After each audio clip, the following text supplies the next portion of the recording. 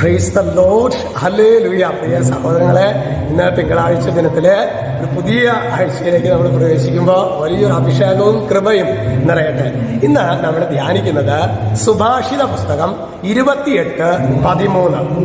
തെറ്റുകൾ മറച്ചു വയ്ക്കുന്നവന് ഐശ്വര്യമുണ്ടാവുകയില്ല, അവ ഏറ്റുപറഞ്ഞ് പരിത്യജിക്കുന്നവന് കരുണ ലഭിക്കും. തെറ്റുകൾ മറച്ചു വെക്കുന്നവന്. പ്രിയ സഹോദരങ്ങളെ, നമ്മളുടെ ശരിക്കും കത്തോലിക്ക സഭയിൽ എത്രയോ മാധുര്യമുള്ള ഒരു വിശുദ്ധ കുമ്പസാരം.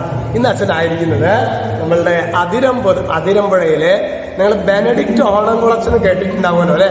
അതായത് മറിയക്കുട്ടി കൊലക്കേസ് ഇച്ചിരി ഒരു 19 വയസ്സിനൊക്കെ മുകളിലുള്ളവർക്ക് എന്തായാലും അറിയാം. അതിരമ്പുഴയിലാണ്.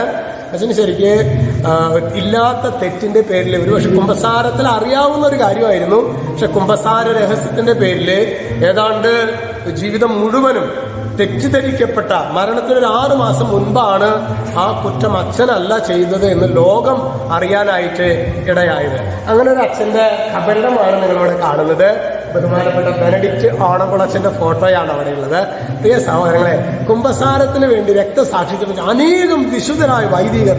അതിന് ഒറ്റ കാര്യമുള്ളൂ, ഈശോ ആ കൂദാശ സ്ഥാപിച്ചു. അതാണ് അതിന്റെ കാര്യം. ഈശോ ആ കൂദാശ സ്ഥാപിച്ചു.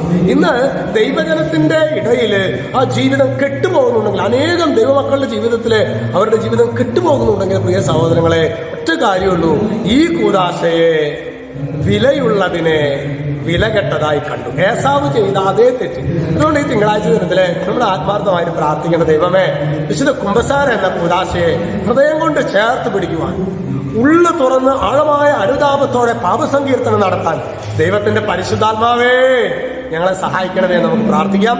വിശുദ്ധം എല്ലാവരെയും സമൃദ്ധമായിട്ട് അനുഗ്രഹിക്കട്ടെ. രക്ഷിതാവ് യേശുക്രിസ്തുവിന്റെ നാമത്തിൽ ഇപ്പോഴും എപ്പോഴും എന്നേക്കും ആമേൻ.